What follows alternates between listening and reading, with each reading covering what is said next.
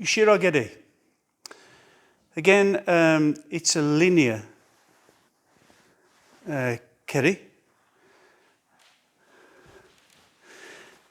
And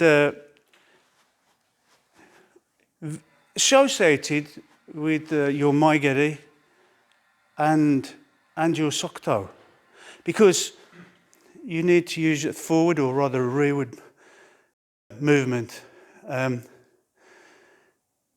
and with your heel, but you need to use your 2 hinge points. Okay.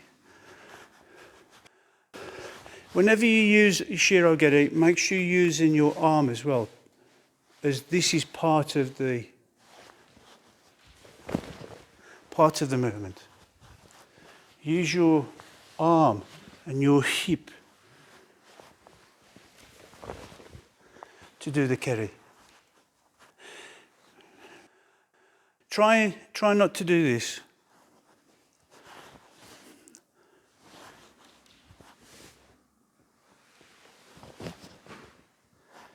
What you've done there is what we would call mudana. It's a wasted move.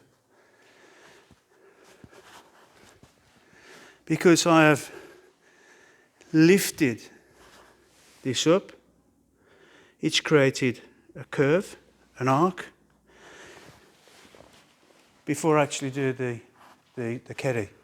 So this arc doesn't generate anything. So if I managed to put a pencil on my knee and this was a blank piece of paper, then you would see a quadrant and then a straight line. So I'd advise that you bring your knees together as the start. Not stop, but as the start. Then it's more of a straight line then. Okay? With all keris, whenever you lift this foot, you are starting the keri. It shouldn't be lift, stop, kick, stop, down, stop. It should be one continuous movement. So if you can get rid of this or remove this arc, so you bring it straight from here through.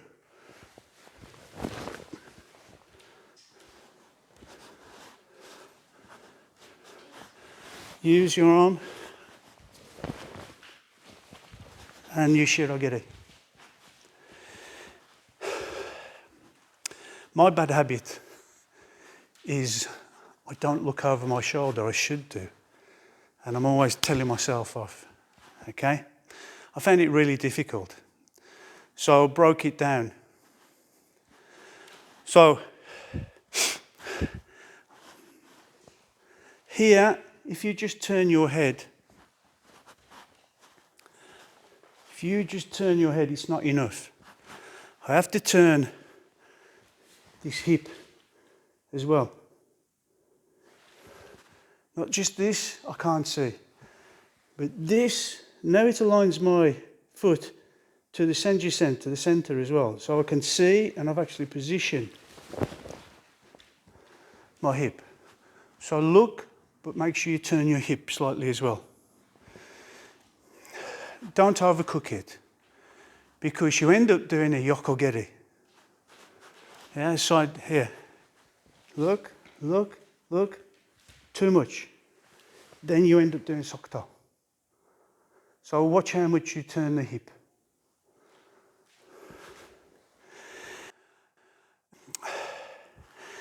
Sometimes it's difficult to get kakuto.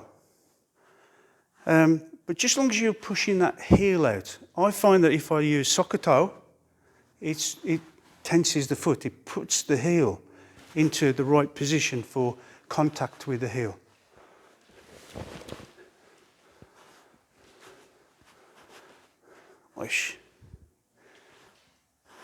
Okay, for Ushirogeri, try not to injure your knee by trying to spin But try and use your heel to find the direction. It's not only that, it's for distance as well. Again, this is to Kamizawa, but it's like shooting a cannon.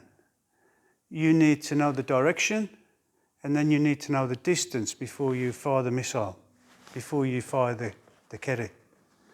Okay? So, just for practice, yeah? If I'm here, to come back to get my distance.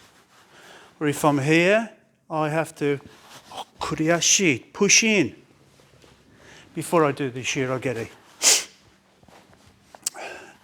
For direction, if I move this heel,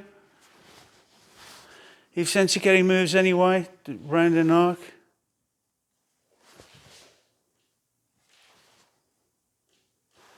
then you use your heel as a direction finder, because that's the way your keri is going to go. But try not to.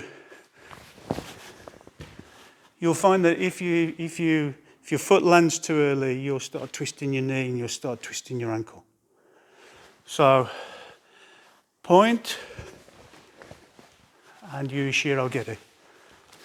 And don't forget to look over your shoulder and turn your hip. Yeah. So, more work for me to do. Okay, so Ushirogeris. Obviously, it all depends which your instructor, your sensei, wants you to do them.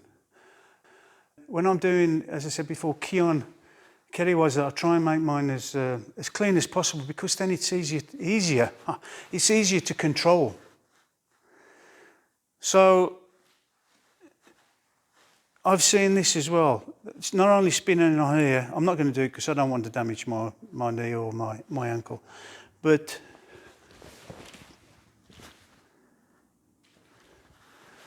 yeah, they don't pull the keri back. It's just one way out and then dropping down. If you do that, you're committed to go that way. If you pull your keri back, you can most probably do it again and again. Or, if I don't feel anything, I don't feel any contact, I can make an escape.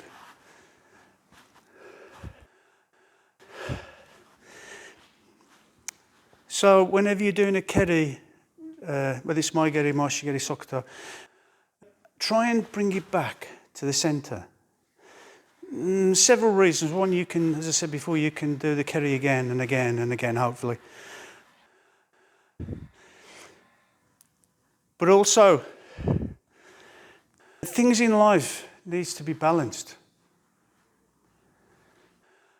Black, white, plus, minus, open, close. Everything has its opposite, and creates this this yin-yang, this balance in life. Yeah. So when you throw your maigeri out, pull it back. Moshigeri, same. Sokuto, same. Ushirogeri, pull it back. Make it clean. You got full control of it. Also, if you leave your leg sticking out, no matter what, you then find it difficult to keep your balance.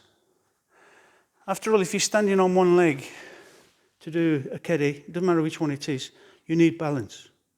So if you kick your leg out, you bias the weight this way, and the same that way, the same back here. So if you want to keep your balance ready for the next technique, whether it's, a maigeri, and then you go for a moshigeri, I need to have my balance at the end of the one keri before I go to the other one. So try and bring your body mass into the center again, over this leg, over this leg,